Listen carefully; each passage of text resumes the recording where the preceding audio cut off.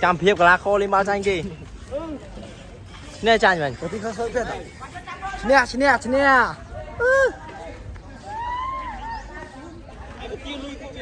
Đồng bộ viên nó nào không?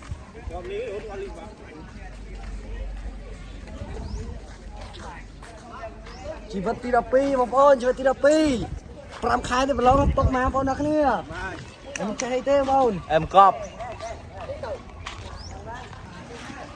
Snap mình dừng. Mà plot thử. Tôi bây giờ lên 3 lối giờ lấy từ mưa vào không liên luôn. Ê, giờ sang không? Rồi bây giờ không cho mình trận gái rồi đi. Nếu không ăn được cái Ô freestyle vậy. Bóng hoa bông.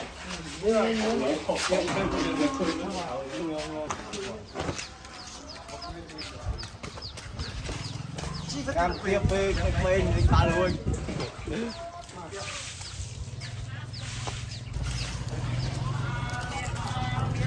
Không.